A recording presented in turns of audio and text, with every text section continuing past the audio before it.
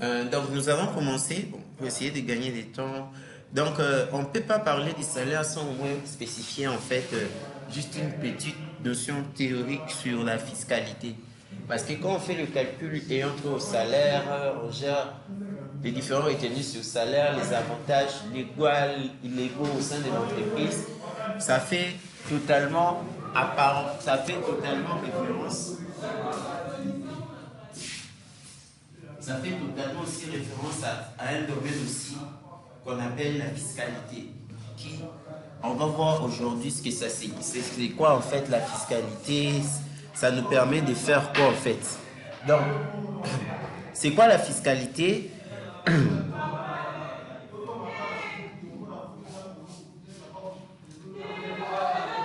La fiscalité, excusez, hein, je vais...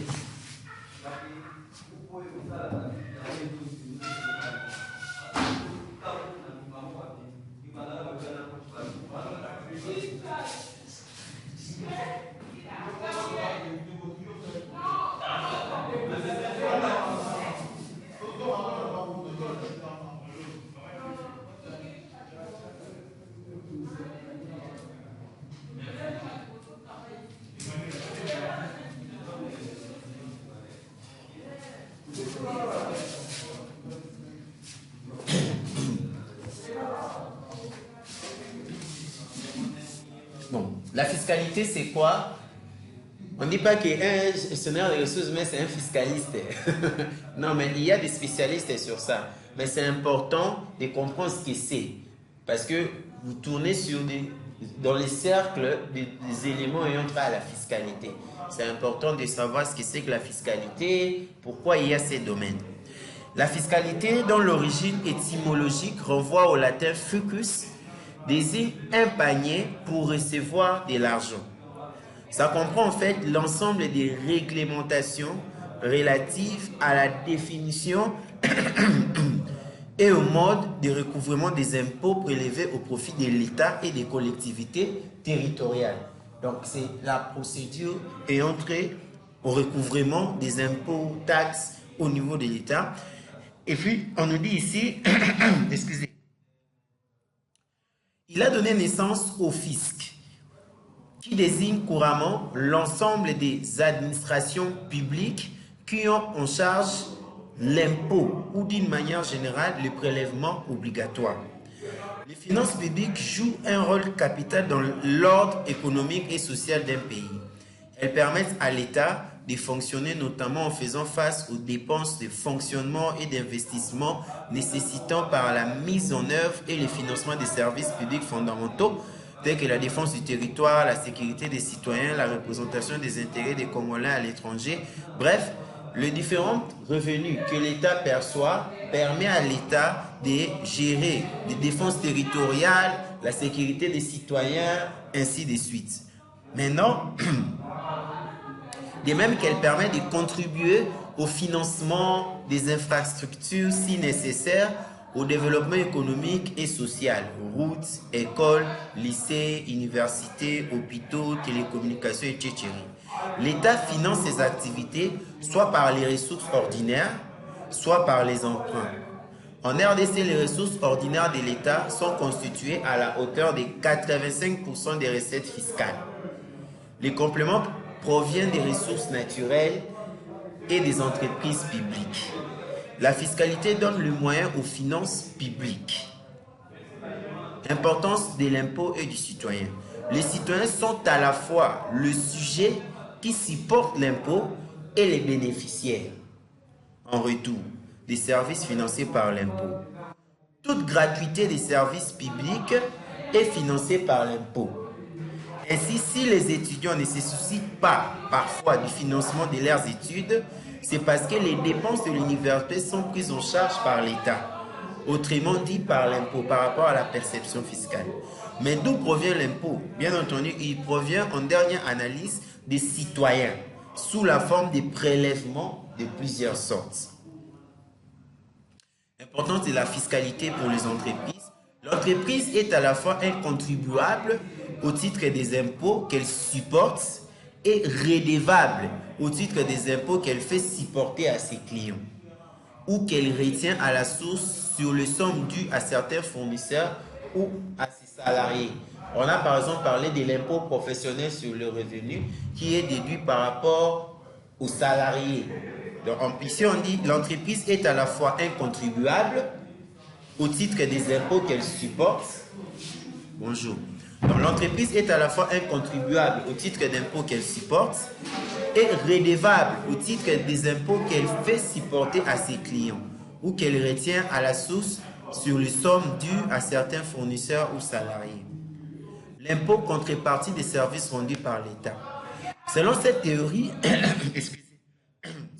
théorie, l'impôt est la contrepartie ou les prix des services rendus par l'État, une sorte de prime d'assurance payée par les citoyens pour jouir en sûreté de leurs droits. Dans ce sens, l'impôt est défini comme étant une prestation pécuniaire requise des contribuables en vue de la couverture des charges publiques.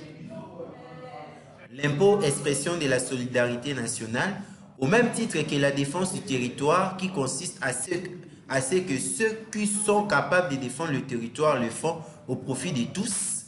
L'impôt est l'expression d'une solidarité nationale qui consiste à ce que les uns payent l'impôt dont tous profitent. L'impôt permet ainsi de réaliser la redistribution nécessaire à une certaine paix sociale. L'impôt, une participation aux charges publiques en fonction des facultés contributives.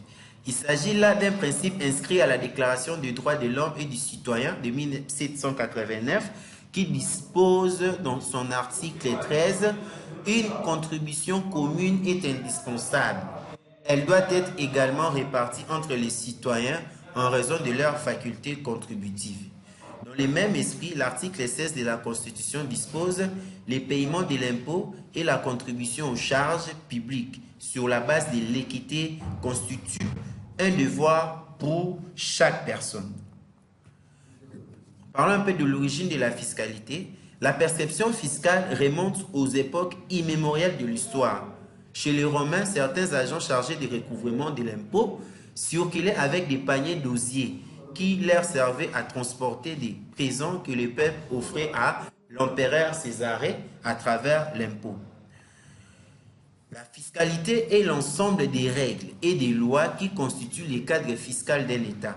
La fiscalité s'apparente à des pratiques utilisées par l'État pour percevoir des impôts. Elle joue un rôle déterminant dans le fonctionnement économique d'un pays, mais aussi dans la vie de ses résidents. La fiscalité des entreprises, maintenant, n'est qu'un ensemble d'impôts et de taxes à payer, déterminés par des lois et mesures fiscales. C'est une matière à part entière qui se trouve à l'intersection de plusieurs disciplines. La fiscalité se trouve au niveau du droit en vertu de lois régissant un pays donné. C'est par la loi qu'on lève l'impôt. Donc, seul le Parlement a pouvoir de voter l'impôt et d'en prévoir les modalités. Il est aussi au niveau de l'économie, dans la branche du finance publique, aussi dans la partie, aussi dans la comptabilité, parce que les calculs de certains impôts des entreprises prennent pour base le résultat obtenu par le plan comptable général utilisé dans ces pays. Le rôle d'un fiscaliste est maintenant de veiller à la juste application du cadre juridique et fiscal conformément à la législation en cours. Le fiscaliste est également connu sous le nom de fiscaliste d'entreprise, juriste fiscal, responsable juridique et fiscal ou encore responsable comptable et fiscal. Maintenant, le système fiscal congolais est principalement déclaratif, c'est-à-dire qu'il revient aux contribuables la charge de présenter librement à l'administration fiscale les éléments de l'assiette des impôts auxquels il est redevable. La différence entre impôt et taxe. L'impôt, c'est un prélèvement pécuniaire relatif en argent, obligatoire, dont les paiements n'impliquent pas de contrepartie. Une taxe est aussi un prélèvement financier, mais les fonds récoltés servent au fonctionnement ou à l'utilisation d'un service public. Par rapport à l'impôt et la taxe ici, je ne sais pas qui a compris en fait, la différence entre l'impôt et la taxe. Et peut nous donner un autre argument, par exemple, par rapport à ce que moi j'ai dit ici. L'impôt et la taxe, la différence c'est quoi? Qui peut nous dire? L'impôt et la taxe par rapport à la compréhension. L'impôt, ce sont des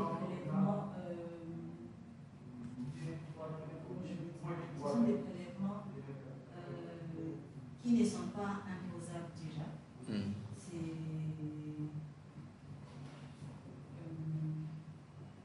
C'est obligatoire, mais cela ne s'impose pas.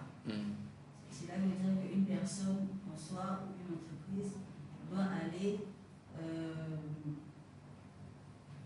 déclarer ses impôts au niveau de l'État, contrairement à des taxes. Et puis, qu'est-ce que je peux donner comme différence, comme différence encore pour le moment, c'est ce que je peux dire. Ok. C'est vraiment ça l'idée qui peut encore nous donner par rapport à sa compréhension. L'impôt et la taxe. Ça embrouille un peu beaucoup de gens aussi confondent ça. Mais ce n'est pas la même chose. On sait le compris, c'est que pour l'impôt, il n'y a pas de contrepartie. Donc, des retours directs chez la personne, comme service, par rapport à la taxe.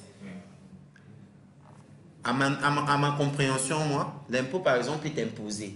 L'impôt est imposé par rapport à la déclaration que vous avez faite. C'est-à-dire par rapport, vous êtes assujetti à quel impôt. Mais la taxe, c'est par rapport à un service. Par exemple, vous payez une taxe pour une contrepartie. Je vois ça parfois à ta moto. Bah, foutre la taxe pour la vignette, na bango, tout. Mais c'est différent en fait des impôts. L'impôt est déclaratif. On doit vous déclarer l'impôt par rapport à... Vous êtes soumis à quel impôt, par exemple. Généralement ici, il y a des impôts par rapport aux citoyens, non, on ne paye pas. Oui, aux citoyens, on ne paye pas, et puis par rapport aux locataires, on paye. Ici au Congo, on est un peu libre. Seulement peut-être les entreprises, locataires, les bailleurs aussi payent des impôts.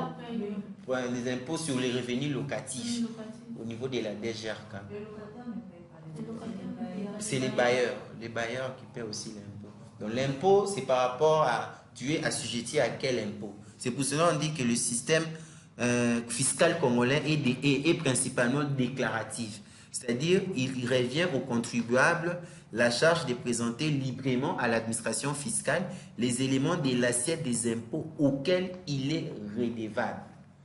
Donc, dans notre pays, ce n'est pas le cas. Pardon? Dans d'autres pays, ce n'est pas le cas. Leur système. Leur système est plus rigoureux. Ici, dans notre pays, je vois... Chez la personne. En fait, il y a des impôts que le citoyen paye.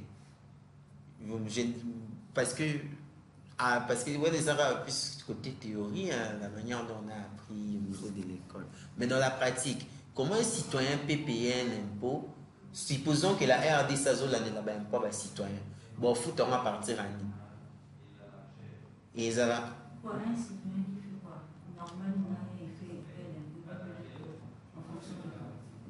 Il n'y a pas des impôts soumis aux citoyens, il n'y en a pas. Ok. C'est par rapport aux entreprises. Il y a l'impôt foncier, l'impôt sur le revenu locatif, l'impôt sur le bâtiment, l'impôt sur le véhicule. Ok. Voilà, il n'y a pas l'impôt sur les personnes. Ok. Alors le système qui avait la Ramouana, Oti et Uto aussi la Wana. C'était par rapport au téléphone. Ok. C'était aussi sûrement un moyen de bouffer l'argent. C'était par rapport au téléphone, c'était pas par rapport à la personne en soi. Ok. Donc, au moins ensemble, on a compris, non? Donc, ici, les différents taux de l'impôt est déduit sur base de la législation en cours et par rapport à sa déclaration. Maintenant, l'idée par rapport à tout ce qu'on a évoqué, c'est pas pour que vous soyez fiscaliste. Ça dépend de votre domaine, hein. Peut-être il y a des fiscalistes ici.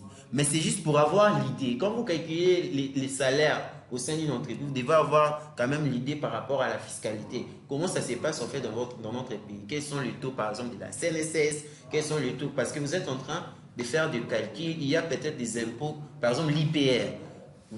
au niveau du calcul du salaire est inclus. L'IPR, c'est quoi? C'est un impôt. L'impôt, c'est quoi? Il est inclus dans le domaine de la fiscalité. Ça demandera aussi d'avoir des notions quand même en rapport avec les différents taux des impôts au niveau de la RDC par rapport à l'impôt que l'entreprise est assujettie. Et puis pour faire aussi un bon calcul des salaires, il faut aussi avoir les codes de travail. J'avais ces documents ici.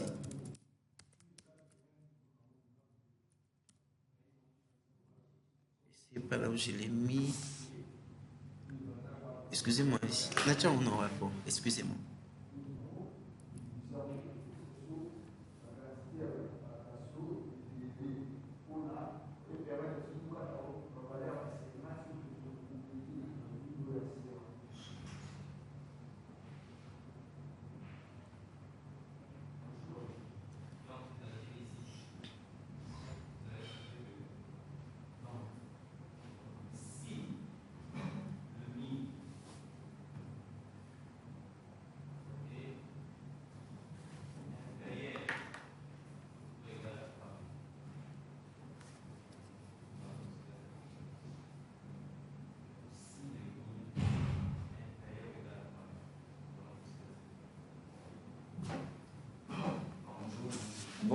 Bonjour coach.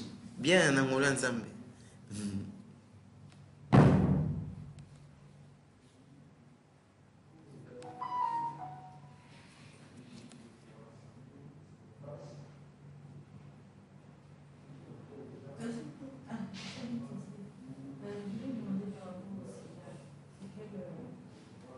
Oui. La connexion, jusqu'à présent, ça ne s'est pas résolu. Raison pour laquelle on travaille des projets qui ne nécessitent pas d'abord la connexion. Quand on est là-bas, aussi, ça qui est en ligne.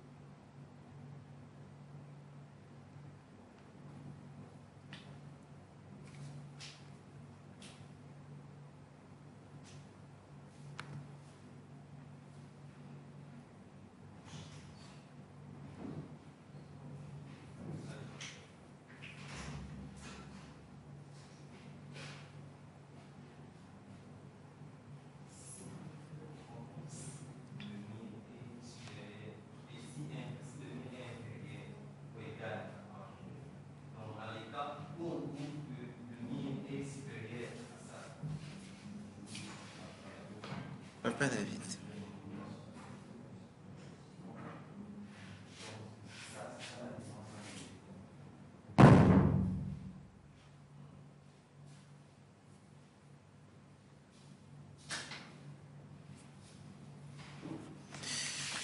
Excusez-moi.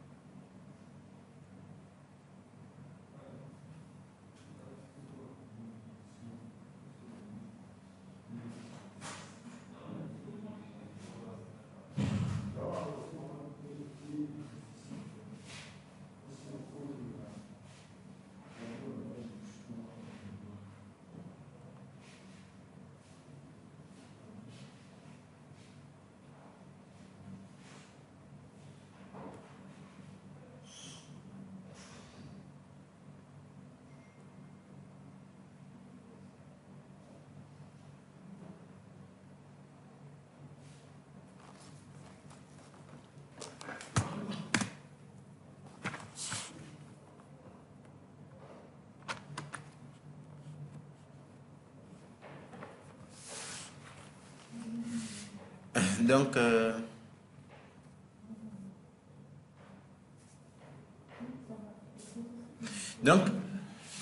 non seulement il faut avoir des notions par rapport aux différents taux des impôts, par rapport aux impôts que l'entreprise est souvent assujettie. Il y a aussi des notions par rapport au code du travail qui sont aussi importantes.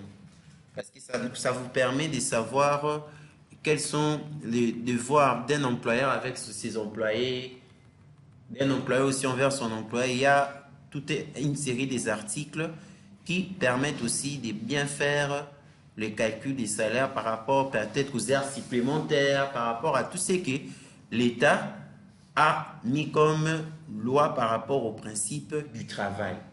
Donc, c'est à toujours checker, voir pour savoir quelles sont les différentes règles en rapport avec le travail. À la fin, comme ça, vous pouvez... Les diapos que je suis en train de présenter à la fin, vous pouvez donner les flashs, comme ça, je vous envoie ça. Ainsi que le fichier du code du travail. Donc ici, en matière maintenant avec les calculs des salaires, là où nous on s'est basé maintenant, les éléments qui vont intervenir, on a utilisé dans notre exemple la CNSS, donc Caisse nationale de sécurité sociale, dont le pourcentage est à 5%. Il y a aussi le nombre de personnes à charge du redevable par rapport au nombre d'enfants. On a mis le nombre d'enfants dans une colonne. Cela s'applique lors de l'allocation familiale. Les montants de l'allocation familiale, dernièrement, quand on a calculé, c'était à 262 francs. Je ne sais pas s'il y a des mises à jour. 262 francs par jour par rapport au nombre de prestations. Je ne sais pas s'il y a eu des mises à jour par rapport au montant journalier des allocations familiales par enfant au niveau de l'État. Les montants, ça varie par rapport à la législation. Je suis sûr beaucoup des personnes qui sont vraiment dans ce cercle-là sont toujours notifiées par rapport aux différents taux qui peuvent varier. Donc, on prendra les cas des 269 francs. Ça dépend du montant qui peut encore varier par rapport à la législation en cours. Donc, dans notre exemple, les allocations familiales, on va les calculer avec 262 francs par enfant. Et puis, par rapport au nombre de prestations de l'employé. C'est les montants que l'État a disposé par rapport aux charges il y a redevables. Et aussi, on a l'IPR dans notre exemple, qui est l'impôt professionnel sur le revenu. Maintenant, le taux de l'IPR est généralement barémique. Cela signifie, qui paye l'IPR? L'IPR, l'impôt professionnel sur le revenu, en République démocratique du Congo, est prélevé sur les salaires des fonctionnaires et est généralement déclaré et reversé par l'employeur, y compris aussi les agents publics et autres membres des institutions publiques et cabinets politiques y rattachés sont légalement censés contribuer aux charges publiques par le paiement de l'IPR. Les petites et moyennes entreprises, les PME, en République démocratique du Congo, sont soumises aussi à l'impôt professionnel sur le revenu. C'est l'un le taux applicable aux différentes tranches de revenus. Il est recommandé de vérifier les informations spécifiques concernant les obligations fiscales des PME auprès des autorités fiscales locales. Mais généralement, pour des établissements, comme par exemple Kairos, Academia, le taux est forfaitaire selon la déclaration faite lors de l'enregistrement pour obtenir le numéro d'impôt auprès de la Direction générale des impôts. Tout impôt est calculé par rapport à sa base d'imposition, par rapport à sa base imposable. Donc, on calcule un impôt par rapport à sa base imposable et par rapport à son taux. Donc, on calcule un impôt par rapport à sa base d'imposition et de son taux.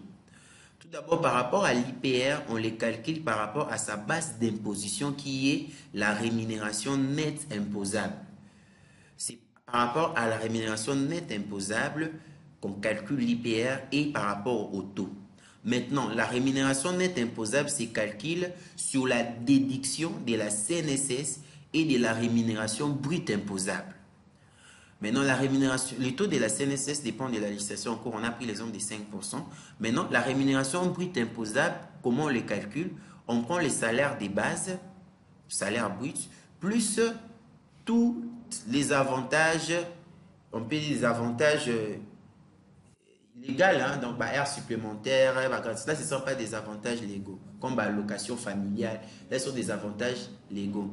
Donc pour calculer la rémunération brute imposable, on prend les salaires de base plus tous les avantages illégaux. Bah, heures supplémentaires, bah, primes, bah, gratification, congés payés. Et c'est en ayant maintenant la rémunération brute imposable qu'on peut calculer la rémunération nette imposable. La rémunération nette imposable, c'est déduit. On prend la rémunération brute imposable moins la CNSS. Et puis, c'est par après qu'on peut maintenant calculer l'IPR barème. Je ne sais pas jusqu'à là si c'est bon. Hein? Donc, la rémunération brute imposable, on prend les salaires bruts plus les avantages illégaux.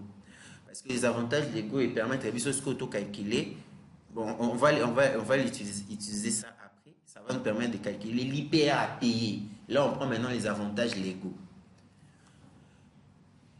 Et c'est à partir de la rémunération nette imposable qu'on peut déduire les tranches de revenus de l'IPR. Donc, les tranches de revenus de l'IPR est déduit par rapport au montant de la rémunération nette imposable de chaque employé. Pour trouver l'IPR barème, les taux de l'IPR est barémique. Pour une tranche de revenus de la rémunération nette imposable de 0 à 162 000 francs, le taux est de 3%. Pour une tranche de revenus de 162 001 à 1 800 000, le taux mensuel est de 15%. Pour une tranche de revenus au-dessus de 1 800 001 à 3 600 000, le taux est de 30%. Et pour les surplus, le taux est de 40%. Il faut toujours calculer le cumul des intervalles précédents pour pouvoir équilibrer les taux. Donc, si par exemple, les tranches de la rémunération nette imposable de la personne se retrouvent au niveau de la première tranche, là, dans une ETISA, ça 50 000. Je prends ça 50 000 moins 0 multiplié par 3 divisé par 100. Ça sera l'IPR barème que je vais trouver. Mais si les tranches de revenus se retrouvent au niveau de la deuxième tranche, je prends la valeur, par exemple, ça 70 000 moins ça 62 001 et puis multiplié par 15 divisé par 100 et puis plus le cumul de l'intervalle précédent. Si les tranches de la rémunération nette imposable de la personne se retrouvent au niveau de la troisième tranche, là c'est théoriquement. On verra comment on peut maintenant l'informatiser sous Excel. Il y a des personnes qui font ça, mais na papier, parce que gérer ça en Excel, on va voir maintenant comment on peut gérer le calcul de l'IPR par tranche automatiquement, peu importe le nombre de employés.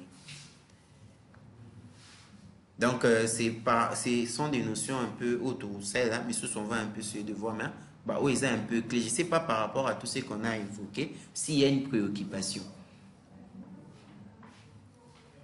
Donc, pour bien faire le calcul des salaires, vous devez comprendre comment fonctionne la législation du travail et puis comment aussi les domaines de la fiscalité au niveau de la RDC fonctionnent. Quels sont les taux par rapport aux différents impôts, surtout que l'entreprise est assujettie.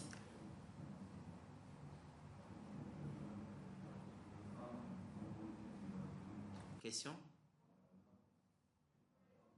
C'est bon, hein?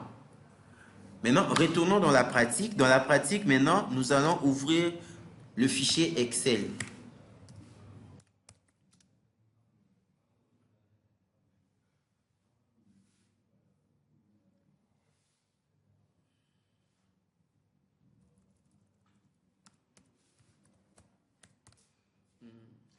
Madame, la vidéo là, et l'obésala qui a, ils ont tous les lobes.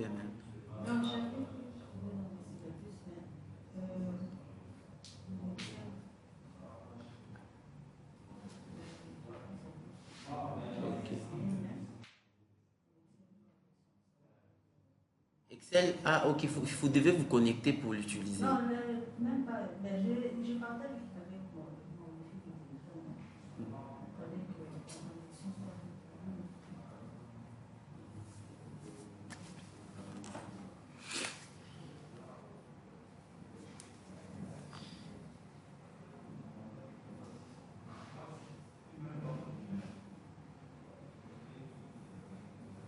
Mais sinon, la vidéo qu'on a travaillée hier est déjà disponible. La vidéo qu'on va travailler aujourd'hui, je suis sûr que vous pouvez la voir déjà demain. Comme ça peut vous aider à faire des exercices à la maison.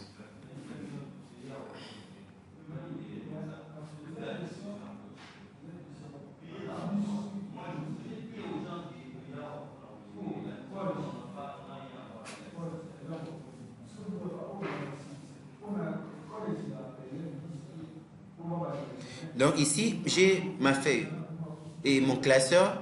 J'ai la première feuille ici que j'ai nommée agent. C'est là où j'ai la liste de tous les agents de l'entreprise. C'est ça l'idée. L'idée ici est qu'on puisse avoir un tableau, des tableaux séparés. Au lieu qu'on puisse avoir un tableau qui calcule les salaires, maintenant, ce que moi, je suis obligé de copier-coller. Supposons un agent a été licencié. Supposons un agent matière grade, comme ils sont embrouillés. Supposons il y a eu, par exemple, augmentation de salaire journalier et employement. Donc, chaque arrangement va bouger les tableaux. C'est ça les mains. Quand on fait un projet, chaque élément doit être dans son tableau par rapport à sa nature. Ça vous permet de facilement le gérer au cas où il y a des mises à jour.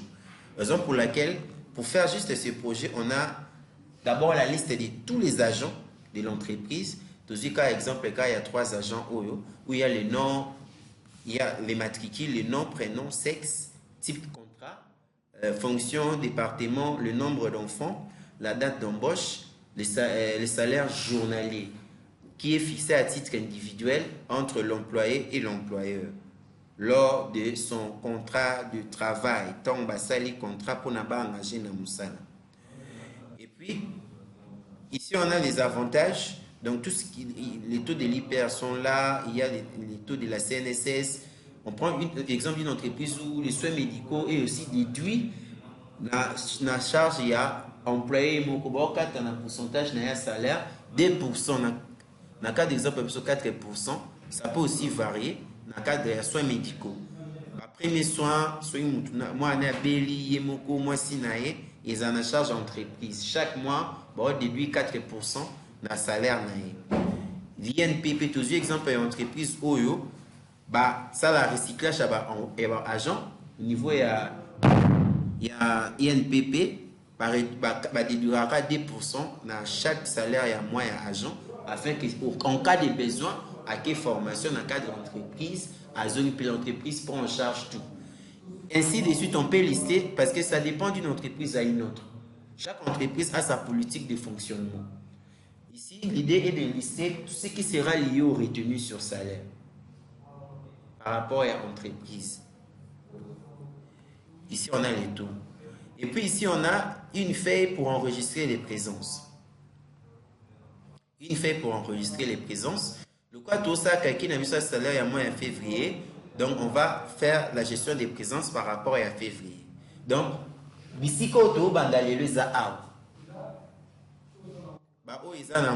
tableau simple, il n'y a rien ici. C'est juste des enregistrements. Je ne sais pas s'il y a une mise en forme que j'ai faite ici qui nécessite à ce que je puisse expliquer comment je l'ai fait. Donc, la liste des agents, on a les avantages et les retenues, les présences, les salaires. On est du côté présence. Côté avantage, côté agent, je ne sais pas s'il y a une préoccupation. C'est bon, hein? C'est juste lié à la mise en forme. Hein? Mais il y a une vidéo par rapport à ce qu'on a fait hier. Hein? Comme ça, vous pouvez la voir déjà à la fin du cours. C'est comment voir comment on a fait la mise en forme. On commence par la présence. C'est bon, on peut y aller. Maintenant, la première des choses, je vais me focaliser sur ma cellule, cette cellule. Cellule OYO. Cellule n'a pas la première date. Les 1er février. Les 1er février, on s'est focalisé à tout le curseur en abisso à là où mon curseur aussi est là.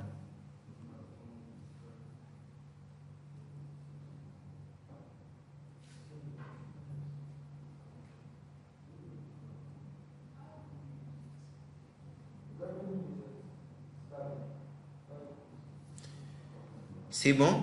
Et puis la deuxième étape, Togo Kende, c'est bon. Hein? La deuxième phase, maintenant, on va aller au niveau de l'onglet données. L'idée est de créer une liste déroulante qui nous permettra facilement Togo Tcha Moutaza présent, Moutaza absent directement. Au lieu Tokomara présent, On va créer une liste déroulante pour gérer ça. Je mets seulement mon curseur au niveau de cette cellule. C'est bon, hein? Excel ne s'ouvre toujours pas. Là, vous devez seulement désinstaller. Hein. Ça avait marché. Oui.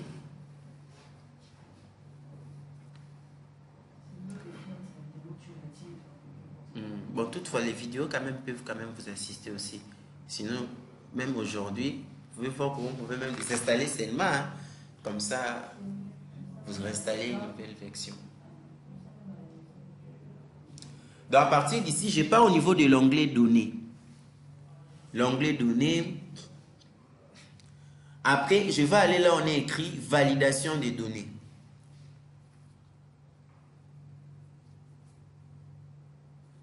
Onglet Données, Validation des données. On voit cette commande. Ouais. Vous cliquez sur Validation des données. Une boîte de dialogue va s'afficher. Là, on est écrit Autoriser. Vous cliquez Autoriser liste. Après, en bas, on met seulement P, A. P qui signifie présent, A qui signifie absent. Sinon, ça dépend de si vous voulez créer encore quoi, par exemple, malade. M. Ça dépend, c'est à vous d'énumérer les gens au lingo salé là, par rapport à exemple. Ça dépend.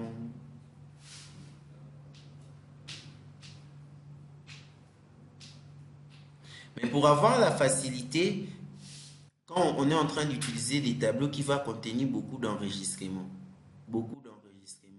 si vous voulez avoir beaucoup de facilité par rapport au nombre d'enregistrements, vous devez seulement mettre les tableaux sous forme d'un tableau automatisé. Mais ce n'est pas dans tous les cas que ça s'applique. Vous voyez par exemple notre tableau ici, les en-têtes, les articles, non, il y a des dates. Si je mets ça sous forme d'un tableau automatisé, moi-même je vais m'embrouiller. Donc c'est un tableau qui nécessite seulement que ça soit sous forme de bordure. Donc il y a des manières d'utiliser les tableaux en Excel. Raison pour laquelle ici je n'ai pas utilisé les tableaux automatisés ici. Ces tableaux automatisés prennent en charge beaucoup de choses. Du même, par exemple, je peux gérer la mise en forme.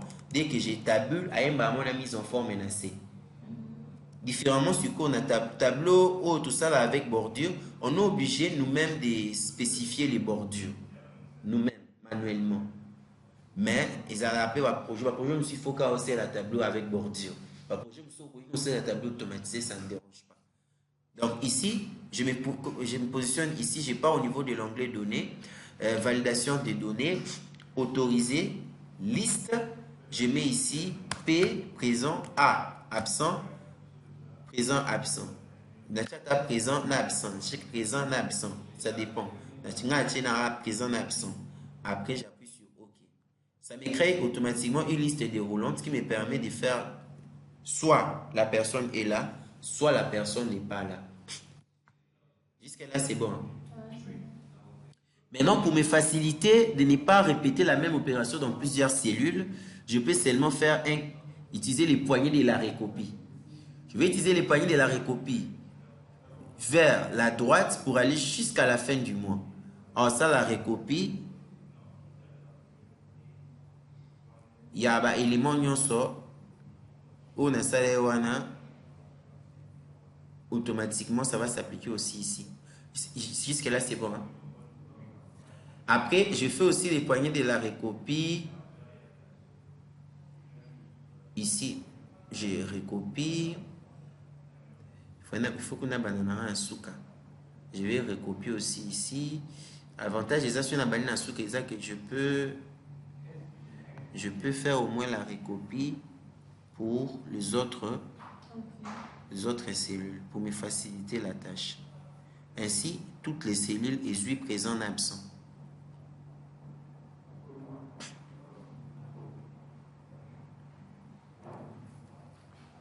C'est bon. Hein?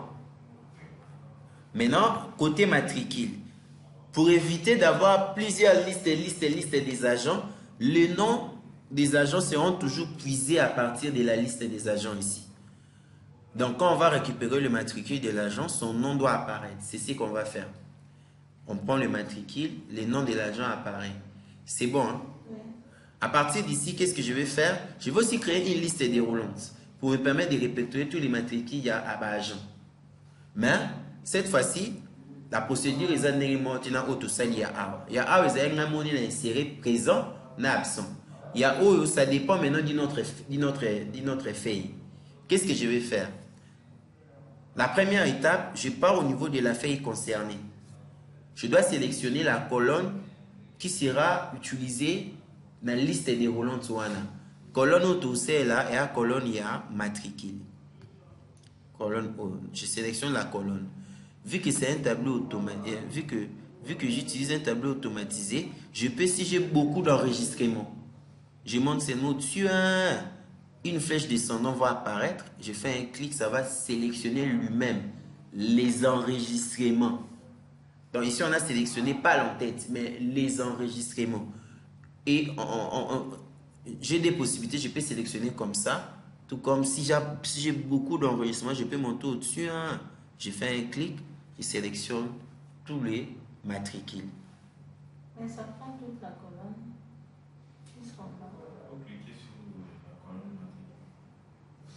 Vous voyez, vous montez seulement comme ça, comme je monte là. Il y a une flèche descendante qui va apparaître. Oui, vous faites un clic. Lui-même va s'occuper de tout. Ah, ok. C'est bon, hein? Maintenant, vous devez monter au niveau de la zone des noms. Zone des noms, puisqu'on a commis A2. Zone des noms. Vous faites un clic, vous donnez ça un nom. Elle aura combo à mot clé mot pour PC en comme divin. Enter. Elimora comme variable et dans la mémoire Excel. Vous PC en comme la zone des noms. Et permettre au nommer colonne wana. Dans mon salle enter elimina. Et c'est mémorisé dans la mémoire. Maintenant, à partir d'ici, la ligne je dois seulement je sélectionne ma cellule. Ma première cellule ici pour l'enregistrement et le bousseau AWA. Je pars sur l'onglet données. C'est bon, hein? Je pars sur validation des données. Autoriser liste. Et source ici, vous mettez égal divin par exemple. Par rapport au nom que vous avez désigné là-bas. Je mets directement le nom. Et ça va me prendre en charge ma matricule nyonso. Et ça, on en bas ça plus tard. Ça sera pris en charge automatiquement.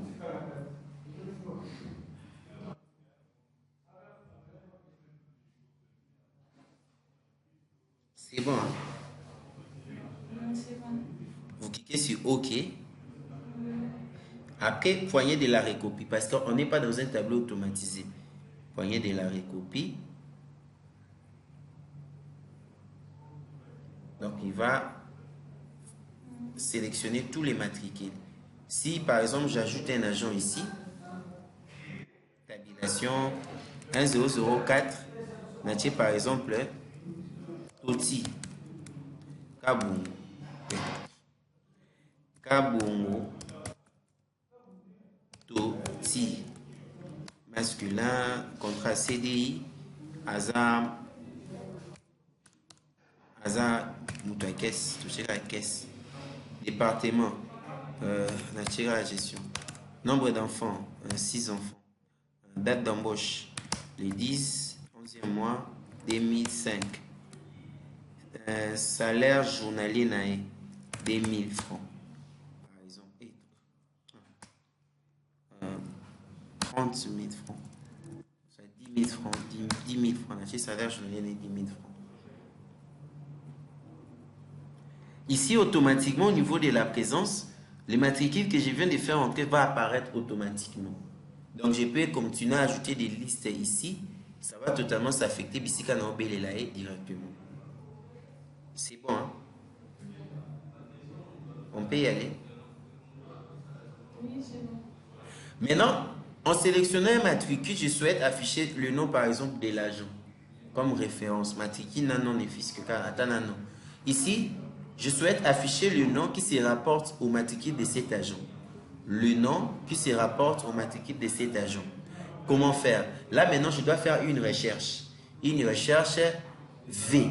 La recherche V permet de faire la recherche pour des valeurs qui se retrouvent d'abord à gauche et puis qui se retrouvent d'une manière verticale.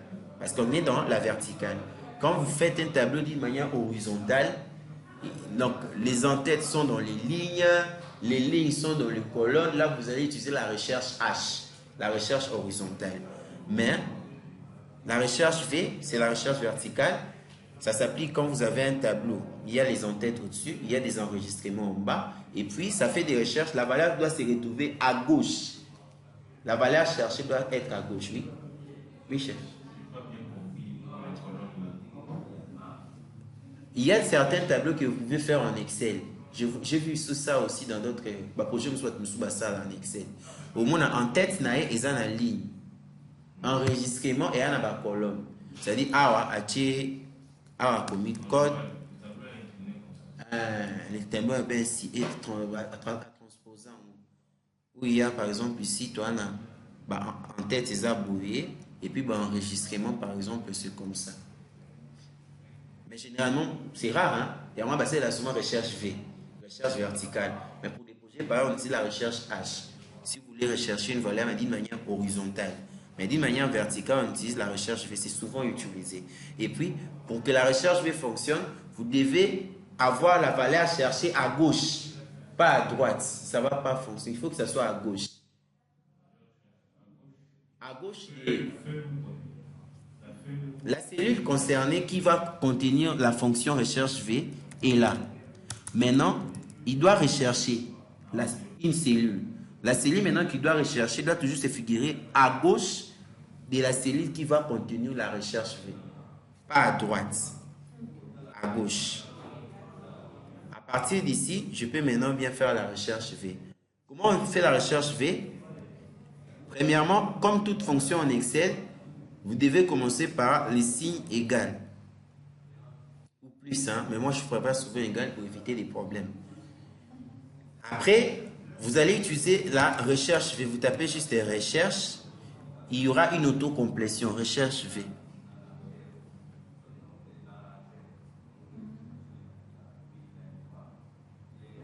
Il y a tellement de paramètres qu'il prend en compte. Si vous êtes déjà expérimenté en Excel, vous pouvez les taper à la main. Mais ce n'est pas recommandé quand on débute. Hein, vous allez vous embrayer. Vous devez utiliser la bibliothèque des fonctions ici, FDX. Il va vous guider sur comment remplir les paramètres que cette fonction prend en compte. Mais si vous êtes déjà fort, vous pouvez maintenant, vous mettez égal, recherche V. Après, vous pouvez seulement suivre les paramètres. Paramètre est tel, point virgule. Paramètre est tel, point virgule. Donc, il prend 4 paramètres. Pour ne pas vous ennuyer, vous pouvez utiliser FDX pour vous guider. Il prend 4 paramètres. Donc, pour que la recherche V fonctionne, vous devez insérer 4 paramètres. Ce sont les 4 éléments qu'il prend en compte pour pouvoir fonctionner. Les premiers paramètres, c'est la valeur cherchée. Tolucanine. On peut y aller. On cherche le matricule. C'est la valeur cherchée, non? Toluca matricule. Code Yamutu. Tout ça, recherche à code pour toi afficher les noms. Mais recherche les à code. La valeur cherchée est à matricule. C'est notre ID. Code Toluca. C'est bon. Hein? Deuxième paramètre. Dans quel tableau il va chercher les matricules? Il va chercher les matricules. Mais les matricules se retrouvent dans quel tableau? Les matricules se retrouvent dans le tableau agent. Dans la feuille agent ici.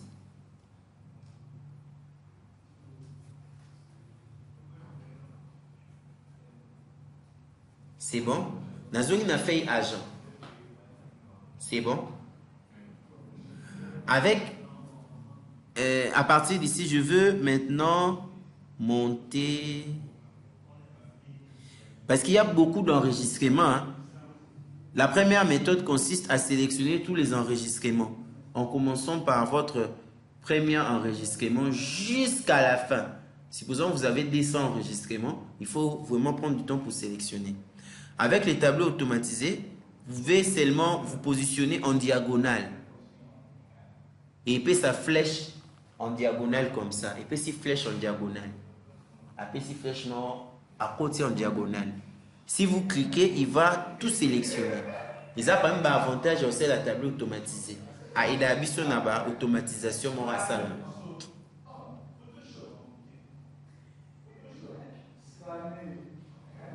C'est bon, hein? Maintenant, vous allez observer qu'on a matricule dans la colonne A, non, et dans la colonne B. C'est ce que je voulais juste vous faire voir. On peut rentrer dans le numéro index colonne. Numéro index colonne, maintenant, c'est dans quelle colonne on souhaite récupérer la valeur à afficher. Dans quelle colonne on va récupérer la valeur à afficher. Ici, il m'a listé toutes mes colonnes. En commençant par le matricule nom, prénom, sexe. Maintenant, je souhaite récupérer le nom. Je vais juste mettre ici 2 pour dire la deuxième colonne. Première colonne, deuxième colonne.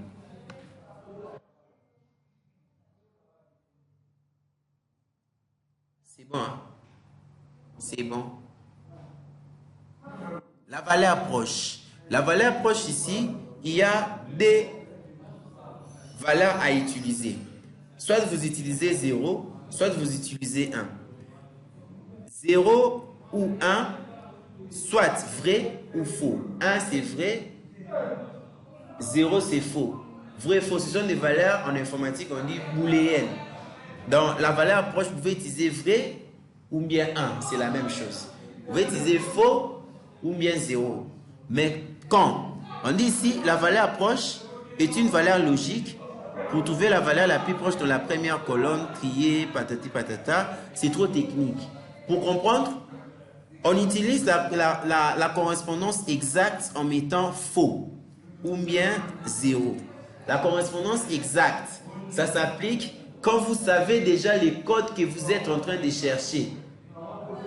Vous savez les matricules que vous cherchez. Les matricules déjà est décrit ici.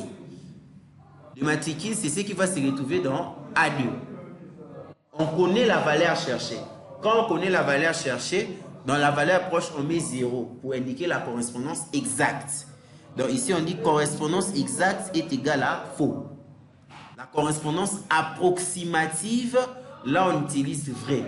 La correspondance approximative, on peut l'utiliser, par exemple, dans le cadre d'un projet à délibération et à étudiant, où on ne sait pas le pourcentage réel que l'étudiant a obtenu, mais on classifie la mention du jury en rapport avec les plages de pourcentage.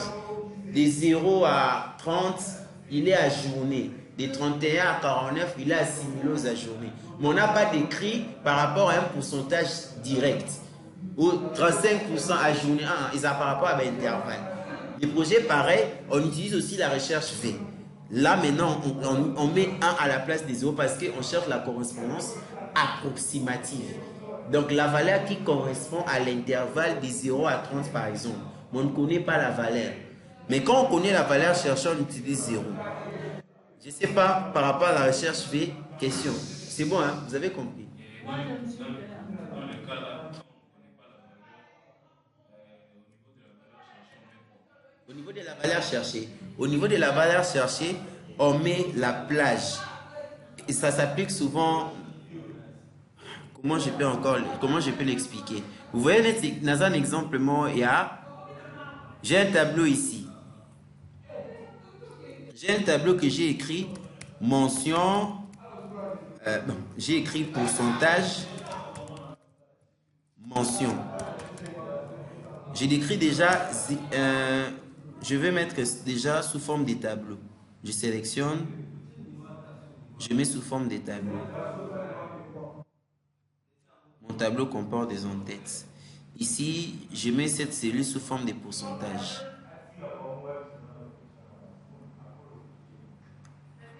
A natie 0, 0% et A.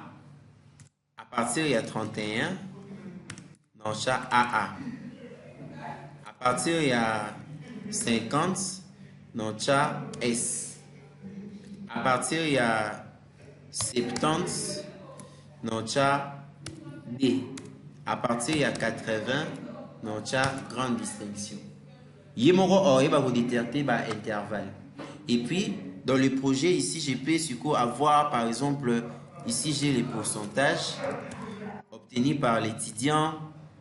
Ici, par exemple, j'ai la mention. Donc, tableau, moi, une grille à délibération, pesa grille, mobile, point, ni titre au calculer pourcentage. sous forme à pourcentage, je prends aussi ça comme étant liste, il y a grille à délibération. Je mets ça aussi sous forme de tableaux automatisés ici.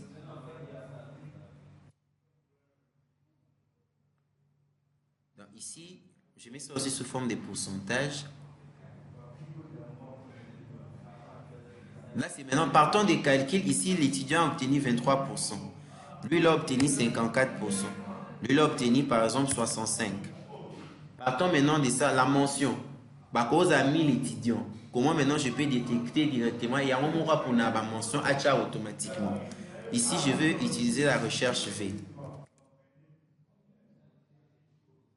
F de X. La valeur cherchée. Je cherche cette cellule.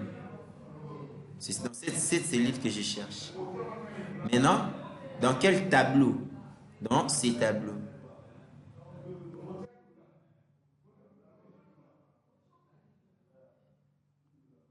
Donc, je cherche la valeur, cette valeur, mais dans ces tableaux. Après, s'il trouve qu'il m'affiche quoi? La mention. Donc, deuxième colonne. A, c'est le pourcentage. B, c'est la mention. Valeur proche. Je ne peux pas mettre la correspondance exacte. Pourquoi? Il va se tromper. Parce que dans la valeur qu'il est en train de chercher, 23 pour ces AT, 54 pour ces AT, 65 pour ces AT, mais ça va intervalle. Là, on va mettre la correspondance approximative. Je mets vrai. Ou bien, je mets 1. Il va détecter lui-même les intervalles. Ici, si j'appuie sur OK, lui-même a détecté. Il a vu que 0% est à journée. À partir, il y a 31, il me comme AA. 54, ils incluent de 50 à 69. Donc, si par exemple, étudiant a eu 80, il m'a encore détecté qu'il y a une grande distinction. C'est comme ça que le logiciel universitaire fonctionne. Ce sont souvent développés en Excel. Donc, lui-même peut détecter en placement et en pourcentage pour nos mentions en jury. C'est toujours la recherche. Mais la différence maintenant est que dans notre exemple, nous, on n'est pas dans le projet OE.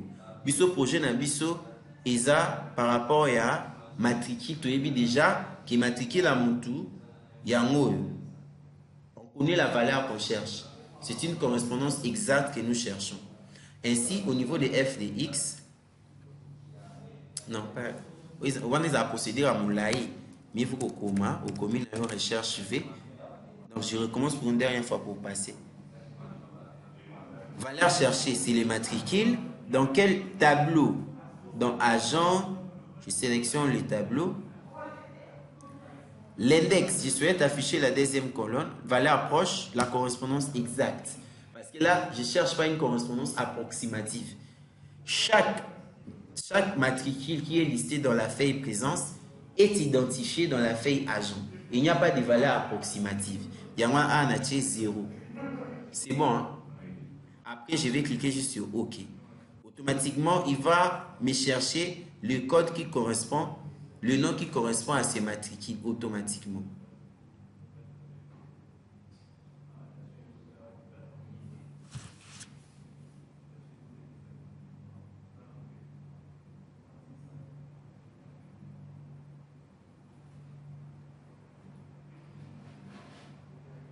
Il faut maintenant que je l'applique maintenant na baninga batikali poignée de la recopie.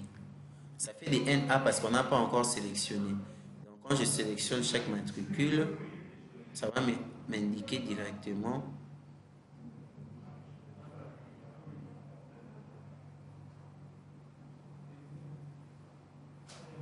oyo na cas d'exemple je supprime ça. Jusque là, question? Qu'est-ce? Ça va? Madame, ça va? Bon, vu que c'est comme la mathématique, la pratique est aussi bien pour détecter aussi des erreurs, des frappes.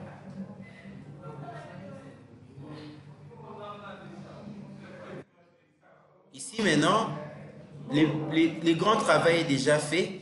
Il reste juste maintenant à gérer les calculs maintenant. Il y a nombre des absences, nombre des présences. Pour calculer le nombre des absences, le nombre des présences, on utilise des fonctions statistiques d'Excel. Excel a des classifications des fonctions. Hein. On a des fonctions statistiques, on a des fonctions de recherche, on a des fonctions mathématiques. Donc, mais pour ça, on a catégorie à la fonction statistique, bah, NB, NBC, NBC, ensemble, bah, NB. Si on a tout ça égal NB, bah, NB, si on est les NB qui nous intéressent, c'est NBC, qui nous permet de compter le nombre de cellules qui sont concernées par une condition. Par rapport à critère tel, soit ils ont P et contenant la cellule où ils ont P. Donc NBC, il compte le nombre de cellules qui sont concernées par un critère. NBC, c'est bon. Hein? J'ouvre vraiment f de x. Il prend des paramètres NBC. Le premier paramètre, c'est la plage. C'est là où je vais commencer à gérer ma présence. Je vais gérer ça de cette cellule jusqu'à cette cellule. Là, c'est ma plage. De C2, 2 points à 2, 2. Je sélectionne premier jour Nangai Tsuka.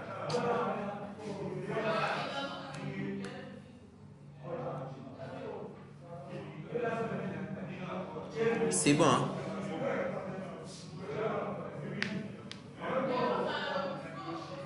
À partir d'ici, les critères. Vu qu'ils ont absence, on compter le nombre de A. Bah, après, je vais cliquer sur OK. Poignée de la recopie. Je fais idem. Oui, A. Je fais idem pour le nombre de présences. Égal NB si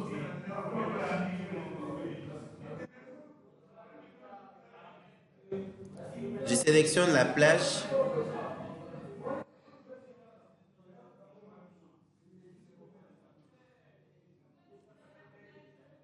Les critères P par rapport à la présence.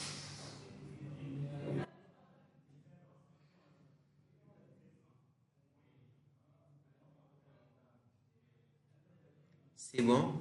Vous avez sélectionné la même... Pardon? La même ligne pour... Oui, la même ligne, mais les critères n'aiment pas changer.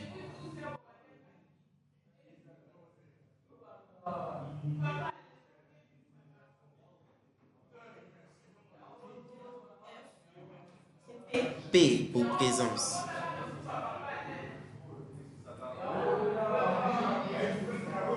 Après, OK. Poignée de la recopie. Donc, ma formule ici, l'inango. À chaque fois, ce n'est pas touché P.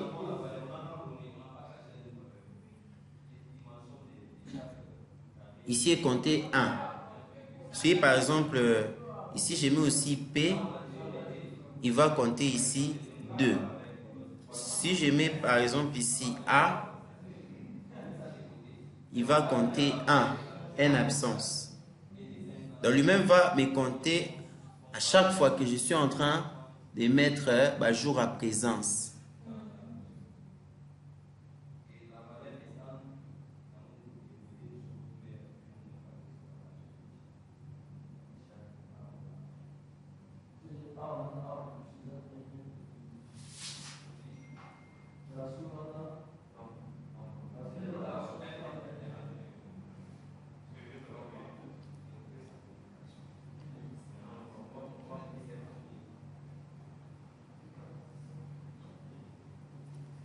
Donc, c'est très important.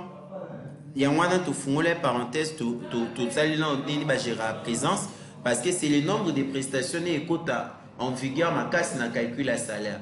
Ma formule est belée et c'est rapporté dans le nombre de prestations. Raison pour laquelle on a vu comment on peut créer une fiche de présence mensuelle. Parce que c'est par rapport à cette valeur que tout ramenant ce qu'on a niveau et à salaire, valeur à prestation pour pouvoir. Donc, dans ces projets, les feuilles sont séparées, mais les feuilles sont liées entre elles. c'est ce qui constitue le projet dans sa globalité. Bah, faire séparer, mais toujours éviter la répétition. Et l'hôtel, tout béni à partir, il y a celui-là, tout ça là qui ont déjà. Comme ça, en cas de modification, ça se répercute mbayamo bisikato tout béni là qui ont. Pour que le projet soit professionnel.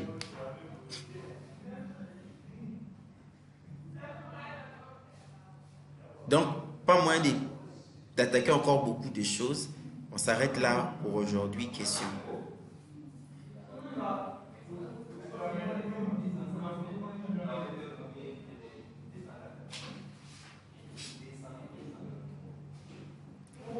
Question.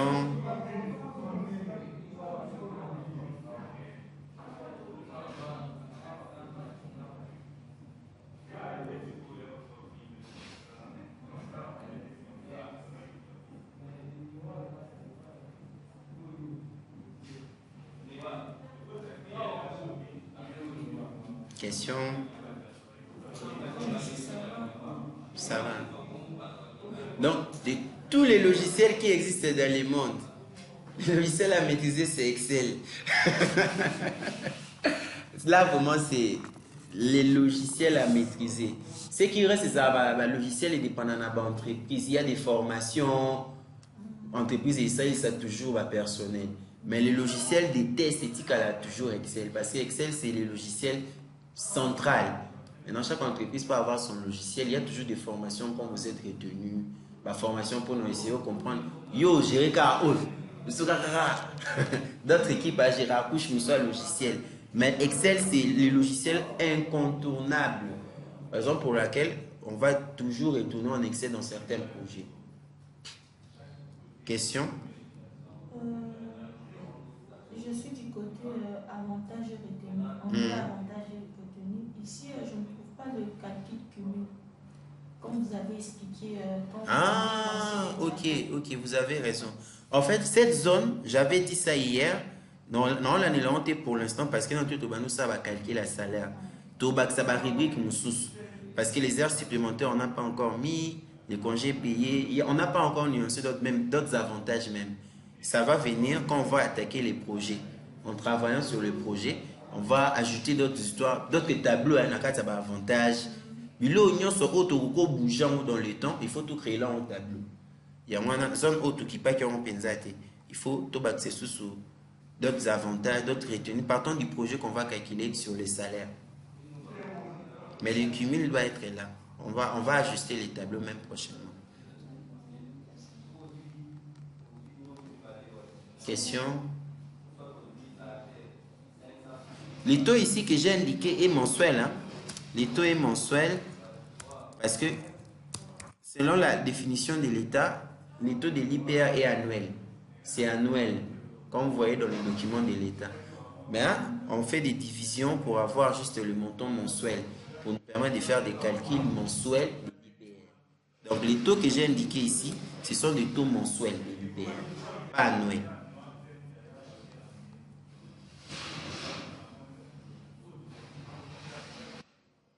Question? Question? Monsieur Zate, on a compris. Ok. D'accord, comme ça, on se voit demain pour la continuité du projet. Pour la vidéo d'hier, vous pouvez donner les flashs, comme ça je vous envoie ça. Pour la vidéo d'aujourd'hui, vous allez